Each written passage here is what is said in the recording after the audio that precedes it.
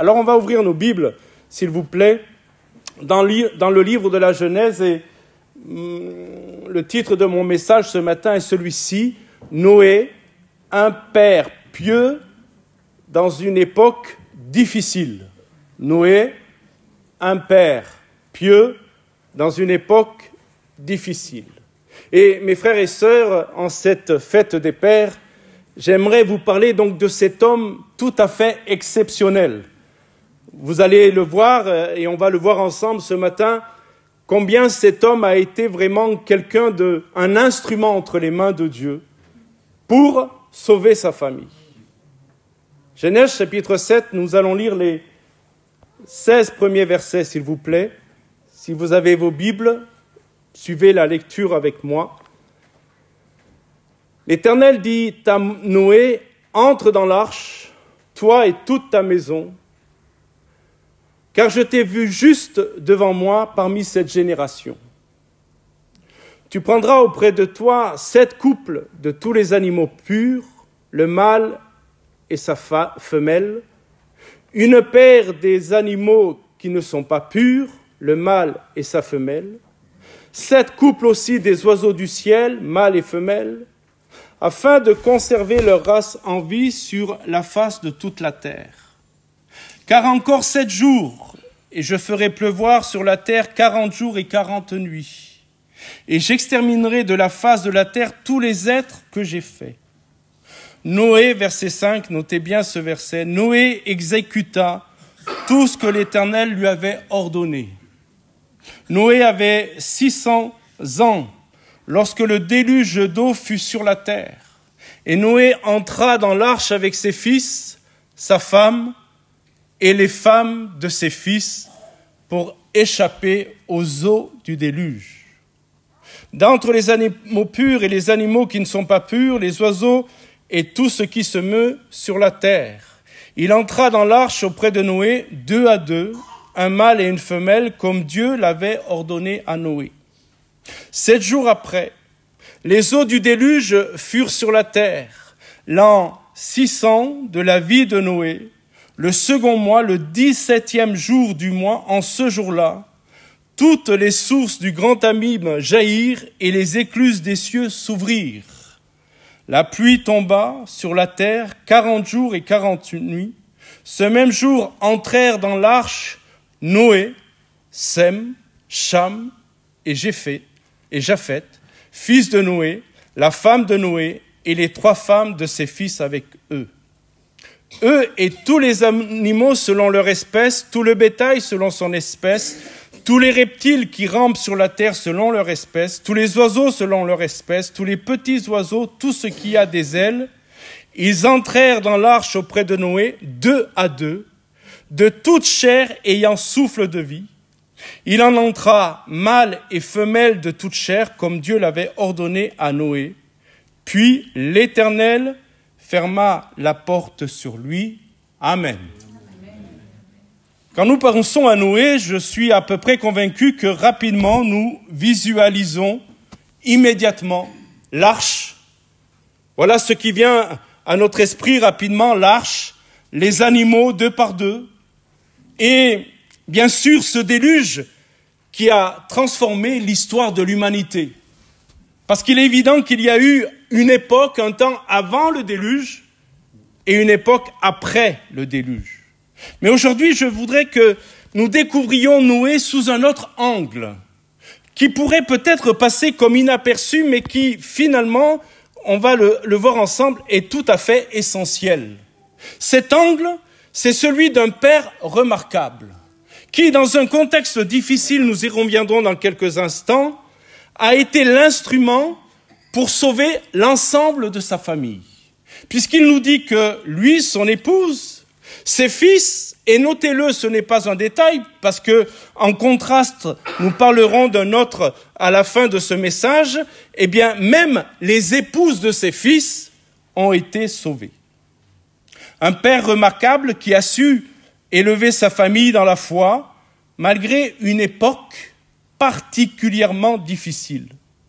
Car voyez-vous, construire une arche était certainement un exploit extraordinaire. Imaginez un instant réaliser une telle promesse il y a 4000 ans, sans outils électriques, sans rien. L'Écriture nous laisse entendre que cette construction a pris environ 100 ans. Il faut recouper les différentes annonces des moments où Dieu a commencé, quel âge avait Noé quand Dieu a commencé à parler à Noé pour construire l'arche, et puis là, arrivé à la fin, et le déluge qui est arrivé, mais on estime à peu près à 100 ans pour construire cette arche. Cela est la preuve aussi, si nous ne le réalisions pas, de la patience de Dieu. Car pendant 100 ans, Noé, et c'est le Nouveau Testament qui le dit, a été un prédicateur de l'Évangile. Il ne prêchait pas comme je le fais ce matin, derrière un pupitre avec sa Bible, mais à chaque fois qu'il plantait un clou, qu'il rabotait une planche, eh bien, il était véritablement un prédicateur annonçant qu'un jugement allait venir sur le monde et qu'un refuge était préparé pour tous ceux qui voulaient se mettre à l'abri du jugement qui allait venir dans le monde. Pendant 100 ans, voilà que, le Seigneur a usé de patience, et puis nous l'avons lu, c'est pas le propos de mon message, mais il n'est pas inutile de le rappeler, qu'à un moment donné, le déluge est arrivé, les pluies sont arrivées, et vous l'avez remarqué avec moi, ce n'est pas Moïse qui a fermé la porte, mais c'est Dieu lui-même, au bout de 100 ans de patience. Et ce matin, nous voulons bénir le Seigneur pour sa patience. Nous voulons bénir le Seigneur parce qu'il n'est pas un Dieu qui juge à l'emporte-pièce, mais il use de patience, voulant qu'aucun ne périsse, mais que tous parviennent à la repentance.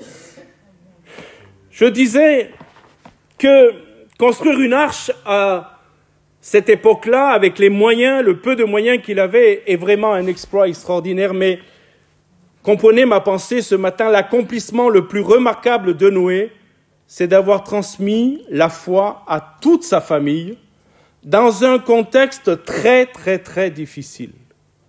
Dans une époque corrompue, le contexte de l'époque de Noé se rapproche du nôtre aujourd'hui. Et dans un contexte de corruption, on va lire quelques versets, et permettez-moi de planter le décor, Noé a été quelqu'un qui a communiqué la foi à chacun des membres de sa famille. Genèse chapitre 6, verset 5, nous révèle l'état spirituel du monde à l'époque de Noé. Si vous avez vos Bibles, et je pense que vous les avez, regardez avec moi ce verset. Il nous est dit, Genèse chapitre 6, verset 5, « L'Éternel vit que la méchanceté des hommes était grande sur la terre, et que toutes les pensées de leur cœur se portaient chaque jour uniquement vers le mal. » Terrible constat, n'est-il pas vrai ? Car l'Écriture nous dit que toutes les pensées dans le cœur des hommes à l'époque de Noé, toutes leurs pensées se portaient chaque jour, regardez bien le texte, uniquement vers le mal. C'est-à-dire qu'il n'y avait que des pensées mauvaises, que des attitudes mauvaises, que des réactions mauvaises. Et remarquez bien avec moi, uniquement vers le mal. Vraiment, le mal est omnipotent, il est partout, il est dans tous les cœurs. À l'exception, bien sûr, on le verra dans quelques instants, de Noé qui est resté intègre dans une génération corrompue. Cette description nous semble tellement familière. N'êtes-vous pas d'accord avec moi? Notre époque ne ressemble-t-elle pas étrangement à celle de Noé? J'en veux pour preuve que Jésus, lorsqu'il parlera de son retour, dira qu'au moment de son retour, il en sera comme au temps de Noé. Partout autour de nous, nous voyons la montée de l'immoralité, la banalisation du mal et la violence, à tel point, vous le savez, qu'un adolescent de 14 ans peut poignarder une surveillante et mettre fin à sa vie. Voilà le monde dans lequel nous sommes aujourd'hui. Et au verset 11 du chapitre 6, il est ajouté que la terre était corrompue devant Dieu et la terre était remplie de violence. La terre était remplie de violence. Pas un îlot de paix, pas un endroit de tranquillité, pas un territoire épargné. Voilà pourquoi d'ailleurs, Le jugement qui pourrait sembler terrible et sévère, eh bien, du déluge est venu sur le monde parce qu'il n'y avait pas une partie de la terre, un territoire sur la terre épargné par la corruption et par la violence. Deux fléaux qui caractérisaient cette époque et qui, malheureusement, caractérisent aussi la nôtre. Mais, et c'est ça qui est encourageant, au milieu des ténèbres, il y a une arche qui va être construite. Alléluia. Malgré la situation, malgré le constat terrible de cette violence, de cette corruption, voilà que Dieu n'abandonne pas l'humanité à elle-même, mais Dieu a prévu un moyen de secours. Dieu a prévu un moyen de salut. Et mes amis, je voudrais parler à ceux qui peut-être n'ont pas encore rencontré Jésus et ne sont pas entrés dans l'arche que Jésus vous propose. Eh bien, je voudrais vous dire que dans ce monde qui est fou, dans ce chaos qui nous entoure, alors qu'un jugement vient sur le monde et les événements actuels de ce qui se produit en Israël, en Iran, n'est que, eh bien, la confirmation des prophéties bibliques, nous rappelant, nous, peuple de Dieu, qu'il nous faut nous tenir réveillés, qu'il nous faut nous tenir alertes, parce que Jésus revient bientôt. Amen. Jésus va revenir chercher son Église. Son Église étant partie, le Saint-Esprit aussi va ne plus être sur l'Église, et voilà, sur le monde, et voilà qu'il va y avoir un déchaînement de terribles, eh bien, événements. Et que Dieu soit béni, parce que ce matin, nous pouvons dire encore que la porte n'est pas fermée. La porte du salut n'est pas fermée. Alléluia. Bientôt, elle sera fermée. Ça appartient au Seigneur, cette affaire-là. Mais tant qu'elle est ouverte, je voudrais vous dire, précipitez-vous ce matin dans l'arche que Jésus vous offre. Alléluia. Précipitez-vous vers Jésus. Noé nous prouve, eh bien, que dans un temps de décadence, Dieu a toujours un cœur pour ceux qui veulent venir vers lui. Noé nous prouve aussi qu'il est possible, puisque je voudrais m'adresser au Père, sans exclure aucun d'entre nous ce matin, mais Noé nous prouve aussi qu'il est possible d'être un bon père et d'élever une famille pieuse, même dans les pires circonstances. Il n'a pas attendu, Noé, que le monde change pour être l'homme de Dieu qu'il devait être, le père qu'il devait être. Il n'a pas utilisé la corruption ambiante pour excuse, pour baisser les standards de Dieu.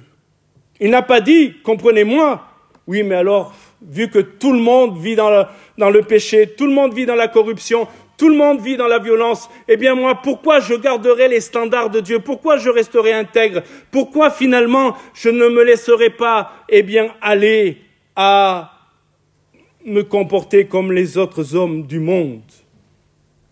Eh bien, mes bien-aimés, Noé, lui, a décidé d'être intègre.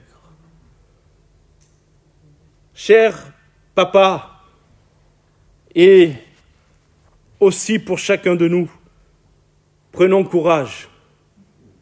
Oui, notre époque est difficile. Oui, et je réalise vraiment qu'être parent ce matin est un des défis certainement les plus grands qu'il n'y ait jamais eu. Oui, je réalise que lorsque vous avez des ados, eh bien, il peut y avoir des drames et dans les écoles qu'ils fréquentent, il y a des drames et eux-mêmes peuvent être touchés par des drames. Mais prenez courage, chers parents, prenez courage, chers papas. Oui, nos enfants grandissent dans un monde qui défie constamment les valeurs que le Seigneur nous donne, mais l'exemple de Noé nous montre que c'est possible de rester fidèle et de transmettre la foi. Noé avait un secret. On le découvre dans le chapitre 6 du livre de la Genèse au verset 9.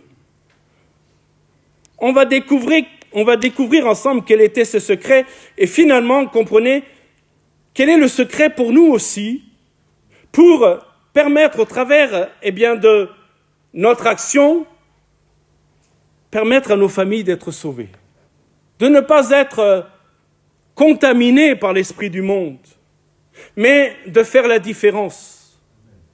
Et mes frères et sœurs, j'espère que vous êtes d'accord, tout commence à la maison. Tout commence dans le foyer.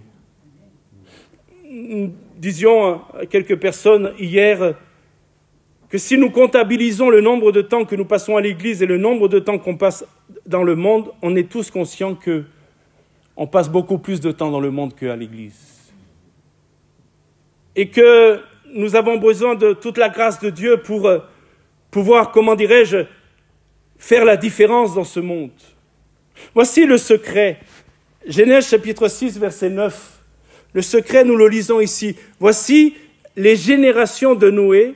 Noé était un homme juste, intègre dans sa génération, et notez bien, Noé marchait avec Dieu. Alors que, comprenez bien, tous les autres ne marchaient pas avec Dieu, à l'exception de sa famille, qu'il a conduit dans la foi en ce Dieu que lui-même servait, mais les autres membres de sa famille, ce n'est pas écrit, mais il est évident que Noé avait des frères et sœurs dans la chair, des cousins, des cousines, des voisins, des amis, des collègues de travail. Parce que Noé n'était pas charpentier, il était agriculteur. Et certainement, il avait d'autres occupations que de construire cette arche. Et donc, il était au contact des gens du monde constamment. Et la Bible me dit que alors que tout le monde était corrompu, vous vous souvenez de cela? Lui, il marchait avec Dieu.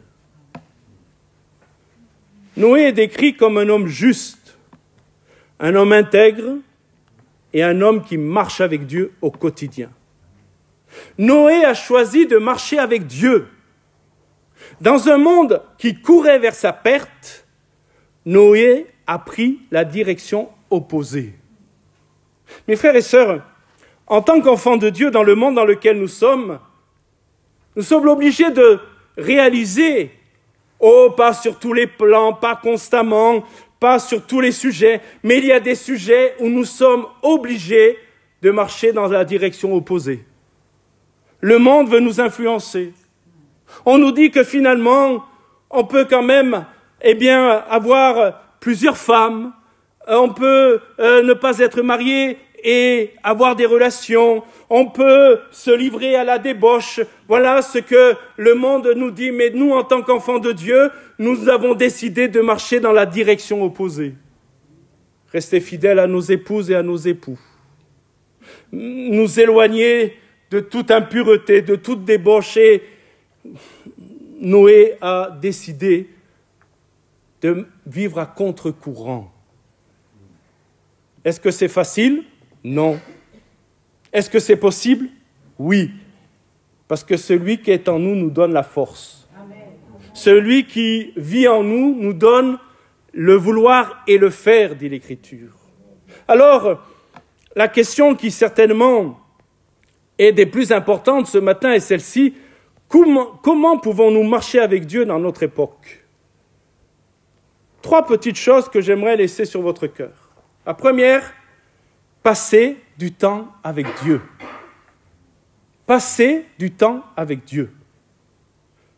Cultiver une relation personnelle avec Dieu par sa parole et par la prière. De façon très schématique et pourtant très révélatrice, lorsque nous lisons la parole de Dieu, Dieu nous parle. Et lorsque nous le prions, c'est nous qui lui parlons. Et je ne sais pas si vous êtes conscient de cela.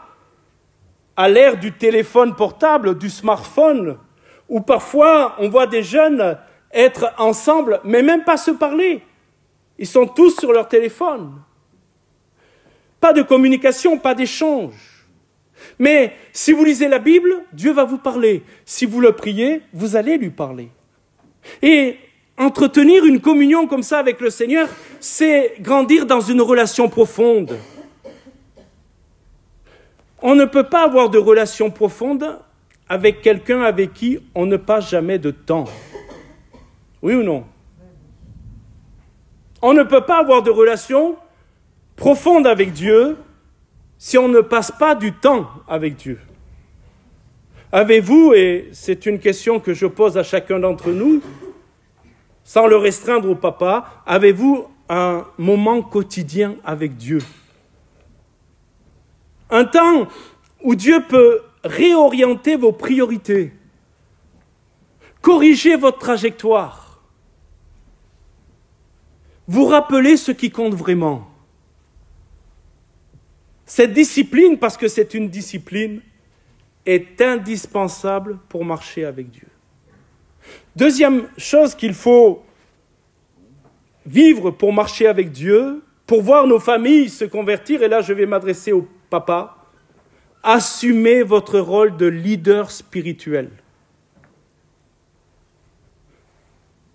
Je vais essayer de dire les choses le mieux possible, mais on se rend compte aujourd'hui qu'il y a beaucoup de détresse parmi la jeunesse. Et les derniers événements que nous avons vus montrent qu'il y a de la détresse. Oui, il y a de la violence, oui, il y a tout ça, mais il y a beaucoup de détresse. Certains psychologues disent que c'est aussi lié à cet enfermement que nos jeunes ont vécu pendant le Covid. Mais il y a aussi beaucoup, et je parle d'une façon générale, je parle de la société dans laquelle nous sommes, beaucoup d'absence des parents et du papa. Et vous voyez, si Dieu vous a fait la grâce d'avoir des enfants, cher papa, il vous a donné aussi la responsabilité d'être des leaders spirituels dans votre foyer. Amen. De l'être pour votre épouse, mais de l'être pour vos enfants. Père, vous devez montrer l'exemple en mettant Dieu en première place dans votre vie, en étant fidèle à l'église, en lisant la Bible à la maison, en priant à la maison. Il faudrait que nos enfants nous voient vivre ces choses-là. Josué, et peut-être cela pourrait être la bannière sur votre cœur, mes chers frères, Josué pouvait dire « Moi et ma maison, nous servirons l'Éternel ». Josué a dit « Peu importe le choix que vous ferez, peu importe les décisions que vous prendrez, il nous faut conquérir, il nous faut renverser les forteresses, mais sachez que moi et ma maison, nous servirons l'Éternel ». Comprenez qu'il s'est positionné pour sa maison. Il n'a pas interrogé son épouse, il n'a pas interrogé ses enfants en disant « Est-ce que vous pensez qu'on pourrait servir l'Éternel ?» Il a pris une position, il a dit « Moi et les miens, on va servir l'Éternel. » Et bien que le Seigneur fasse cela dans nos vies. Alléluia. La troisième chose, pour marcher avec Dieu et bien sûr sauver les nôtres, obéissons à Dieu. Pour marcher avec Dieu, il faut lui obéir, même quand vous ne comprenez pas tout. Regardez le verset 5 sur lequel je me suis un peu arrêté dans notre lecture tout à l'heure de Genèse 7.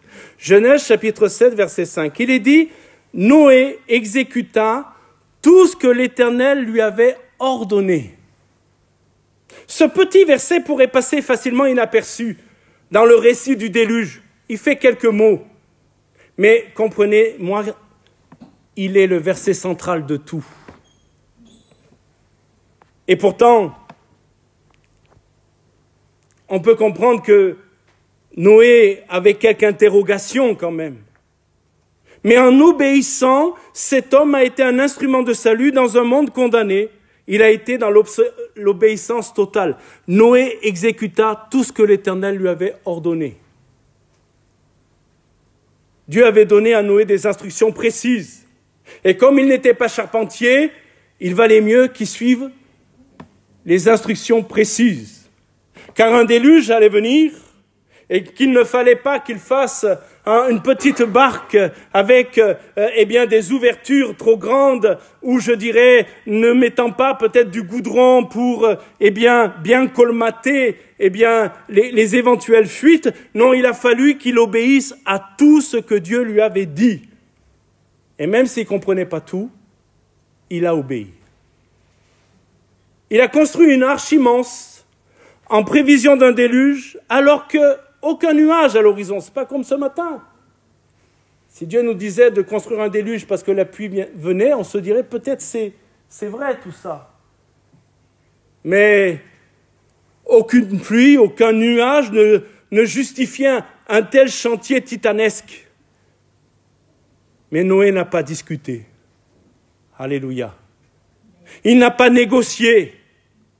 Il n'a pas remis à plus tard l'œuvre que Dieu lui demandait d'accomplir. Il a obéi entièrement, fidèlement, jusqu'au moindre détail. Et finalement, c'est ce qui a fait toute la différence. Je le disais en introduction, nous vivons dans un monde semblable à celui de Noé, corrompu, moqueur, aveugle aux avertissements de Dieu. Nous essayons d'alerter les gens. Avec amour, avec compassion, nous essayons de dire aux gens qui nous entourent, qui ne connaissent pas le Seigneur, qu'il faut vite se tourner vers le Seigneur. Et les événements de l'actualité nous montrent que c'est urgent que les gens se tournent vers Jésus. Mais on se rend compte qu'ils n'en tiennent pas compte, qu'ils nous prennent pour des fous, qu'ils nous trouvent déraisonnables.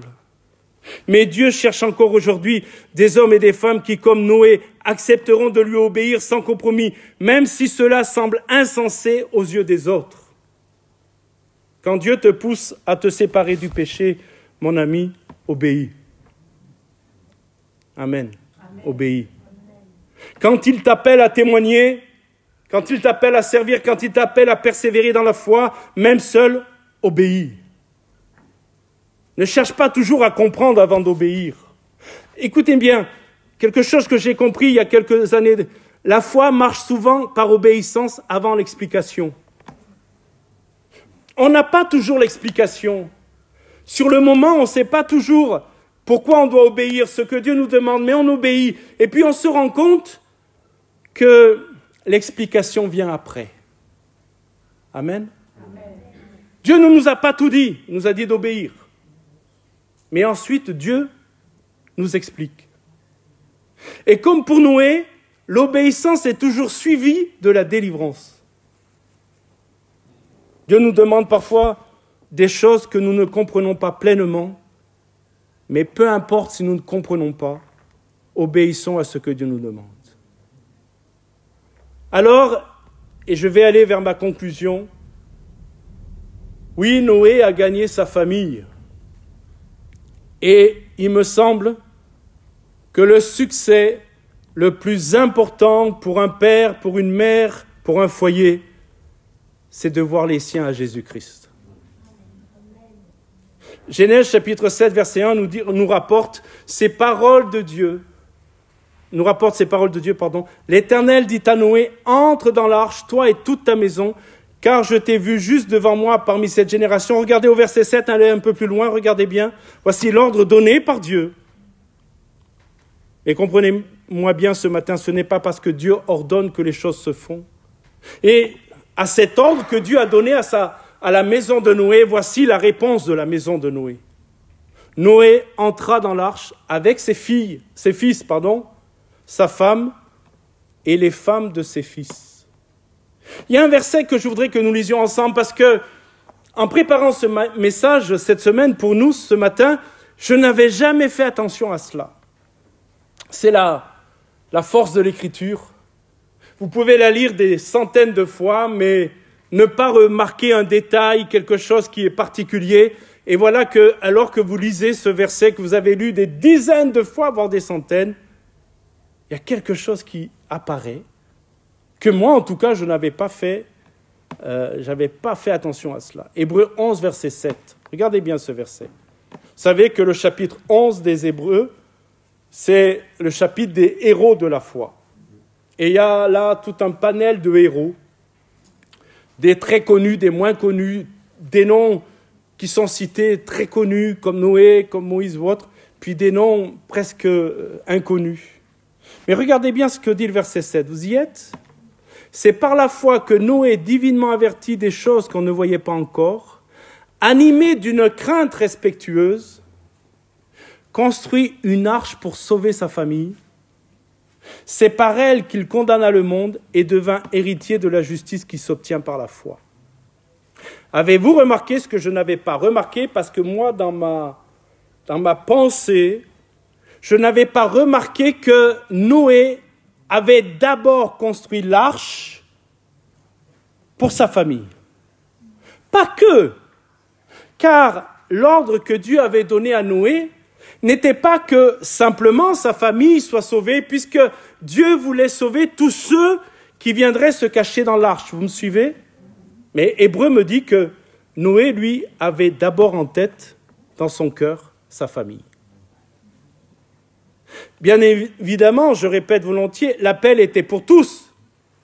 Mais il a eu d'abord le souci de sa famille. Et quelle victoire! Écoutez-moi bien alors qu'on va vers la conclusion. Vous pouvez réussir dans toutes les affaires, avoir une carrière brillante. Mais si nous perdons notre famille sur le plan spirituel, nous échouons dans la mission la plus importante que Dieu nous ait confiée. Alors, bien sûr, ne me faites pas dire ce que je n'ai pas dit. Il dépend de la volonté des enfants. Un enfant va devoir choisir à un moment donné où il va se positionner.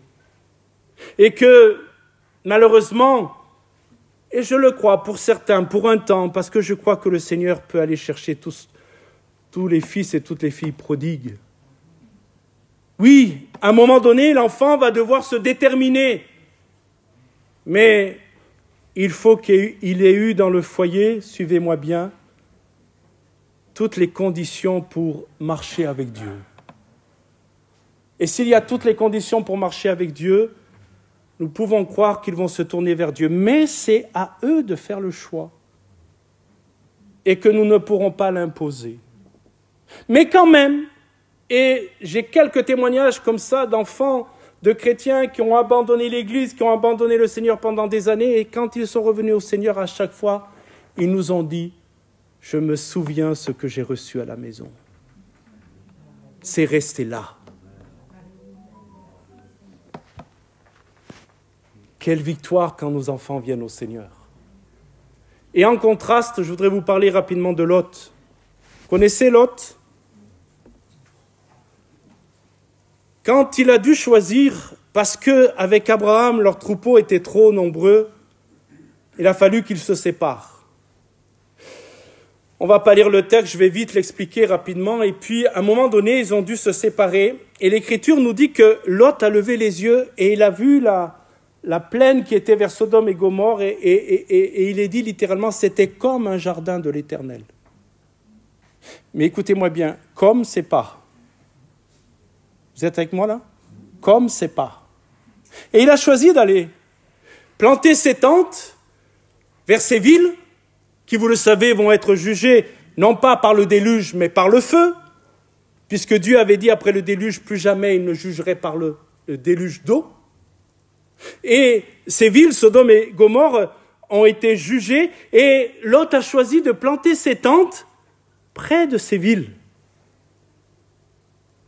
Et lorsque les anges sont venus pour avertir Lot qu'il fallait vite quitter la ville parce que le jugement de feu allait venir, eh bien, il a demandé aux siens de le suivre. Mais, malheureusement, il a vécu en compromettant sa foi en s'installant à Sodome. Le résultat, quand le jugement est venu, sa famille ne l'a pas suivi. Je lis le verset. Si vous voulez le chercher dans votre Bible, vous pouvez le faire. Mais sinon, dans Genèse chapitre 19, verset 4, il parla à ses gendres, mais le texte nous dit, ils crurent qu'il plaisantait. C'est pour ça que je vous ai dit tout à l'heure, Noé a sauvé sa femme, ses fils et les femmes de ses fils. Vous me suivez? Noé a sauvé toute sa famille. Mais lorsque ses gendres ont entendu l'appel à sortir, ils crurent qu'il plaisantait. Lot avait le message, écoutez bien, mais pas le témoignage. Noé avait les deux, le message et le témoignage. Alors mes frères et sœurs, ce matin, et mes frères en particulier, vous qui êtes papa, je vous invite à construire un sanctuaire dans votre maison. Je vous invite à construire un lieu de prière dans votre maison. Je vous invite à parler de Jésus dans votre maison. Je vous invite à chanter le nom de Jésus dans vos maisons. Je vous invite à créer pour vos enfants une atmosphère spirituelle. Parce que lorsqu'ils ne sont plus chez vous, ils sont dans un monde terrible. Ils sont dans un monde terrible qui amène aujourd'hui des enfants de 14 ans à faire des actes ignobles, c'est vrai, mais inexplicables. Comment un ado de 14 ans peut tuer quelqu'un? Voilà dans quel monde vivent nos enfants. Alors que dans nos maisons, mes frères et sœurs, il y a un sanctuaire pour le Seigneur. Alléluia. Un lieu de prière, un lieu où on lit la Bible ensemble. Amen. Et puis en leur temps, par la prière et l'action du Saint-Esprit, en leur temps, nos enfants se tourneront vers Jésus. Prions le Seigneur, mes bien-aimés.